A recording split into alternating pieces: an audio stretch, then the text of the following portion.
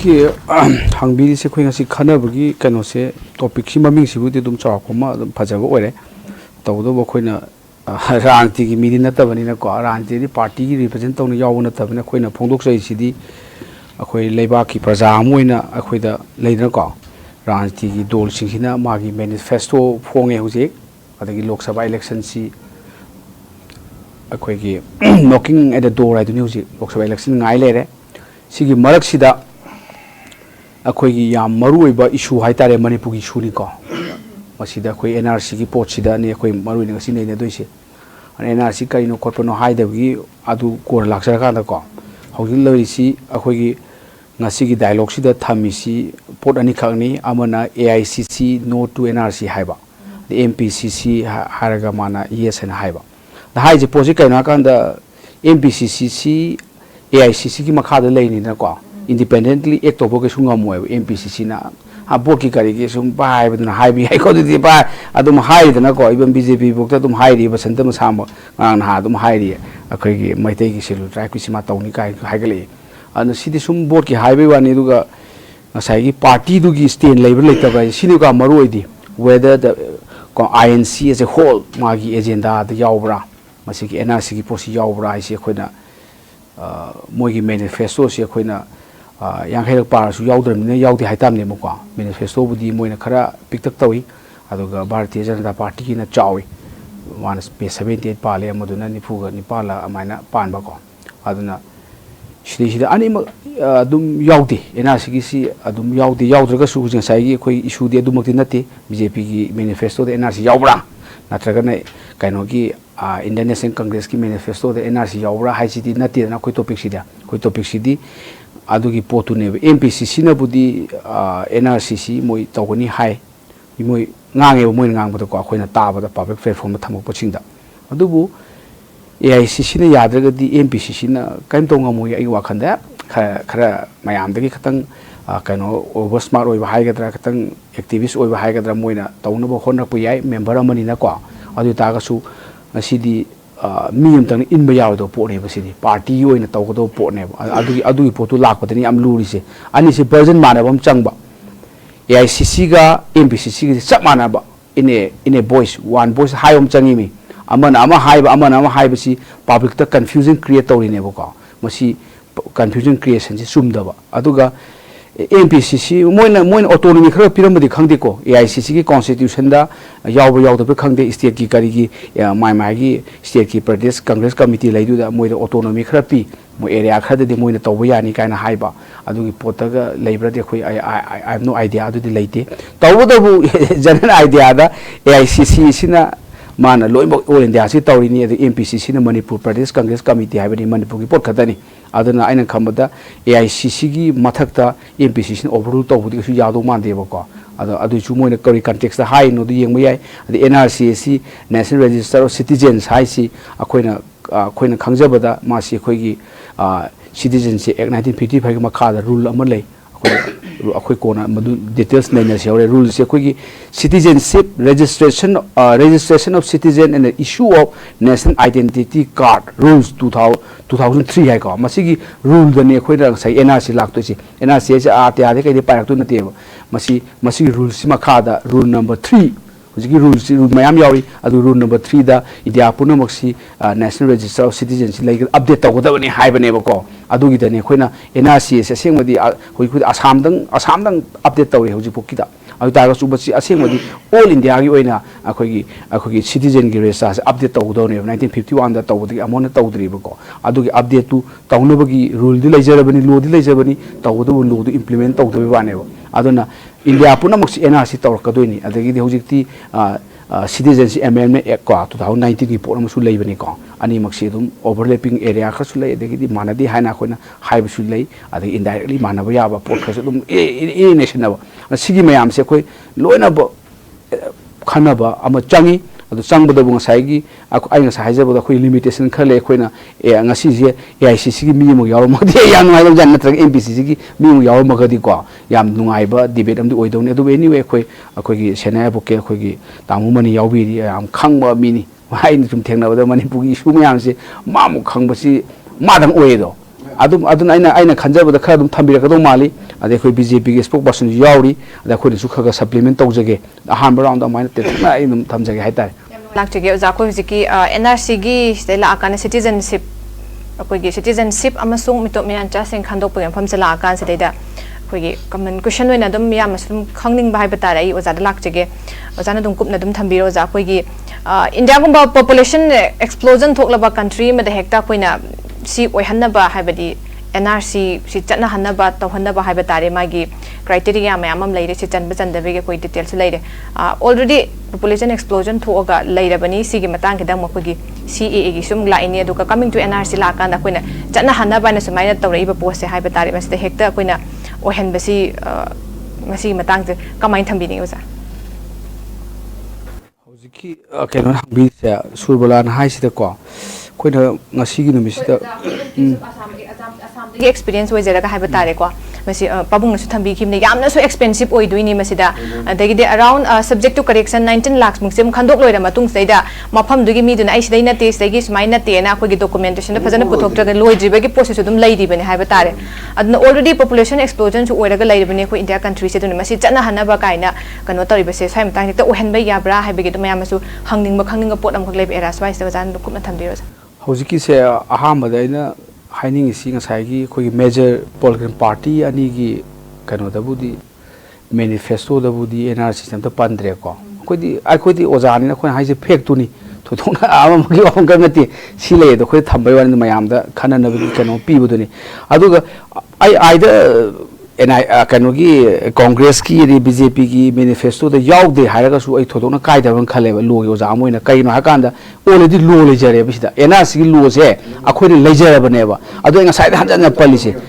NRC की लो से रूल 2003 पास तौरबनेब इंडिया की पार्लियामेंट याग्रबनी the citizenship registration of citizens and the issue of national identity card rules 2003 law ne base rules se law ni act atagi line ni citizenship act 1955 sidagi thorp rule ne base rule ledger bane ba kuisida ana rule ledger di tawdu si NRC implement tawsi ha si magi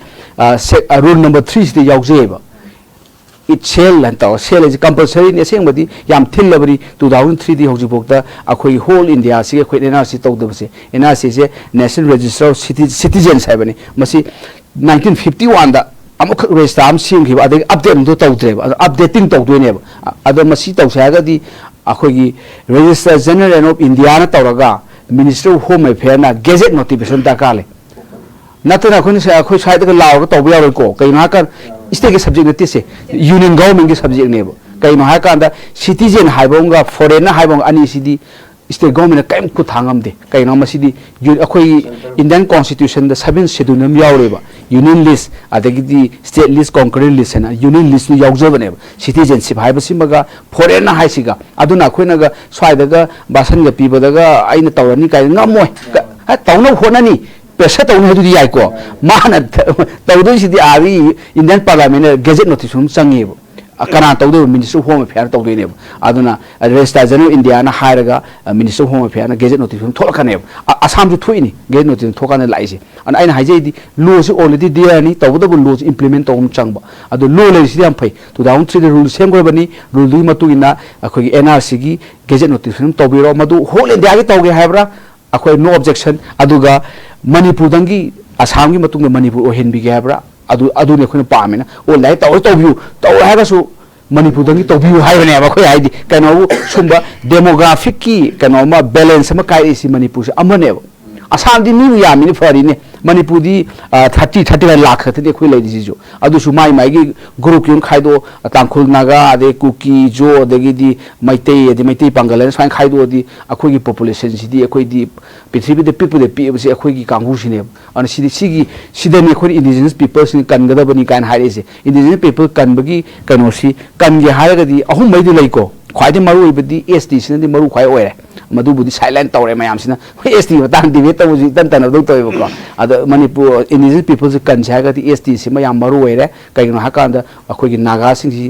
already protected by constitution through ST mechanism sina adi cookie singsu ST gi mechanism the protect tore tahuru si mai te pangan ga mai te gi sidang ayo aduna akhoi na peaceful coexistence kana manaba khunai kan irapon harim si kaim na tiene khoi yam si manaba idi status manaba na tro ST loi oyo hai bane ada man man khana ga khot ka hai ba gi por ma lei bani na khuse thana da ba hai tare adu su la le dana ko hai ST si da topam de ye pa ya de bani om da indigenous people I am indigenous people is mi masa da assert to duni kanatan hai di ai status ai STPBU ai na hai je ne mi ne ma pi ro pi ganu ga ye pa ya de no da yaw ni se sai ai no convention le ani le indigenous people gi adagi di 2007 da UN law thoki ba akoi right of indigenous people and declaration gule madu pa di loi khangani akoi na lai pa da na ta ga indigenous ye ki ye le da khoi bab ta da ai na thamjai di NRC gi matang lak pa sida NRC si sku matu maru oi tabu do NRC exercise ida lai bana te ko men power me am sangani adagi di financial kanu sangani adu ni state to bunga moi adu maji financial kana ko je karor si karor mak na tra su karor si lising ni papan lising ta kun cha ga na chau budget tari mi ma hapa ka ni pura ko yi manipuri oina ko register general india ma kha NRC office hapa ka ni ko adagi di district ki hapa ka ni district hem hango taluka ga hapa ka ni local level ki hapa ka ni office ga je as okin mayam ga de even na koi oza me mu yaw ko ni se achau exercise ni se an assam da how pharmacy failure pass to bora ko na high ade NRC ki thabak si kaino kan da india ki citizen ji kana kana no high bi thido phok ki wani ni akhoi lana atha le khang da bana sidi kaino bo updating the national register of citizen kana kana update to bune and citizen na tabana kana no ji tholan adu tan NRC to du sidi akhoi na khaman NRC to ani akhoi la ma foreigner sing ma pana tan thokrani kana adu NRC di yaudi ko khang da hai ni NRC ki khadok patang india ki citizen kana kana update to du ne update di renew to gum bani nang citizen ni ko ka ma hai assam da legacy kano hai document hai parental 1951 the base ya oita 1951 da leram mi mu change ba mangun samdarak tu ni mai masa be masu gi sudang be mari sai parental tree mu semakini assam dana legacy document ka we adu mayam to samna semakini yan pani uran ba suna tipo mate to bu to ge na to bum change ko adu ga masle khwai maru ise na sai deportation pom lak pasida hide assam si to failure ne ko hoji am khande adu so amu moi appeal to ga hoji am kan sathari appeal kanu ga tribunal ga lakadu ni aseng badi akho si soide si di foreign act and amal lay ba khoida 1946 ki foreign act se matam sa na implement ta hode asoi bani ho di ena si ka thodo da ka le dab jane ba deportation du di foreign act di yawe ba ana foreign act se phada implement ta ma ba district khuding foreign court leiba tribunal hangbi tare leitragana akhogi district session court foreign tribunal oina tawraga special judge ne phamalaga any person india akhoi manipur gi international border ju cross tawraga di irrespective of nationality foreign court puthoga dawne ba ado transit remand oina sajiwa thanga kaim thamaga masongi embassy tu phaunga madu deport of thoga dabne foreign ki yawje bane base ado khoina tawdana lakba tawdabadagi hojikti akhoi si phaje matam khara lega di akhoi indigenous people si minority ora kadoine ba ko adu jagati NRC mechanism amani khwai phab ST ni ST du khoi ha kap thoga NRC du madu mechanism amani adu taw sagati ena haje bodo gazette notification pass to biro union india na so to ko mali ko manipur gi oina di to pode khoi akhoi hai ho india gi di khar controversy obe manipur gi issue ji lokho pe ga tawi ba ade ranti dol sing chu mai ranti dol nga ha ki board phangna pagai hajin mathabak sim to piro akhoi pajai khan bi wa da khoi nai di congress su pajai khan bi ba BJP su pajai khan bi ba ade athawale su pajai khan bi ba independent candidate su pajai da khan bo obiro aduga party ya de ha ga su mo challenge to botare sai party high command ru ya ga su maside ko issue ri sidadi exception manipur exception clause am yahan biro exception clause yahan lidana hoji ki sidadi amendment act 19 kan si 2019 gi si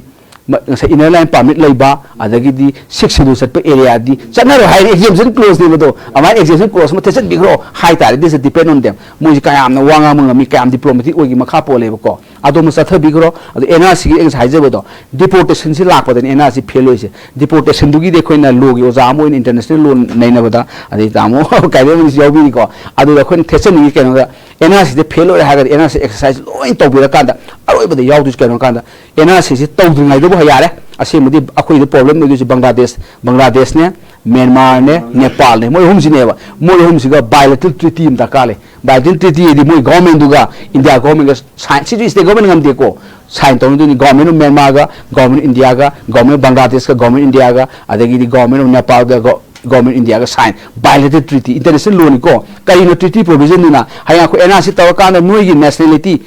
akoi citizen hai nationality ma lam ta ba bi akoi deport to bodon accept to hai do ne ba ba sa ga ko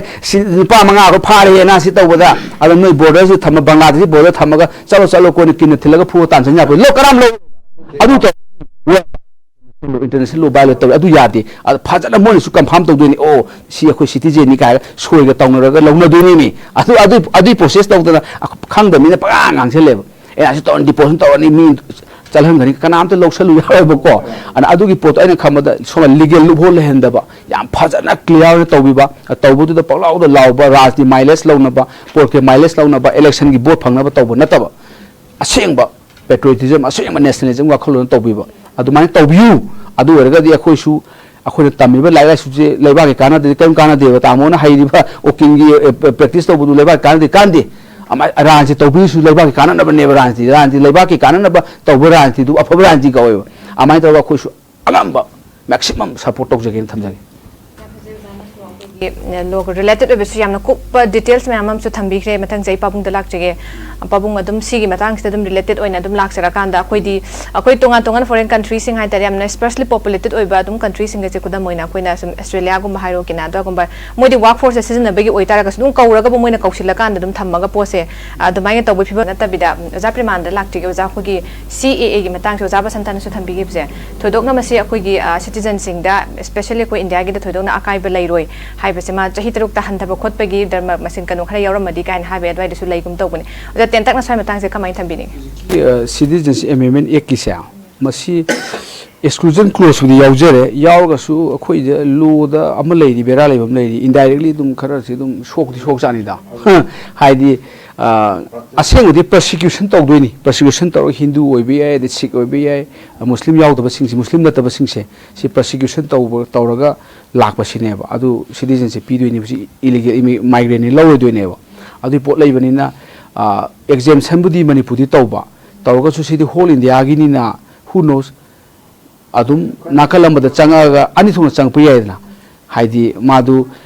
west bengal do leiroga khalaga manipur da changa su yaidna ko adu bagi india ni changpa ne india ni sang to manipur budi exemption oiba oraga su hani roduna adu de hani roduna ma pandigi india gi manung ni changpa du gi inner line permit ne yaredna aduna akhoi inner line permit ke se yamna forcefully to bom ju changba adu mase gray area khawdi dum lei di मा साइगी 6 schedule चतबा Assam दा संगहलोने को मसे no no खना यासे खतंग अदुम clarify थंबीरा मजा अदु हाइसे हुजिकी से मागी citizenship MMA action high city very clear ने बको क्लियर ओगसु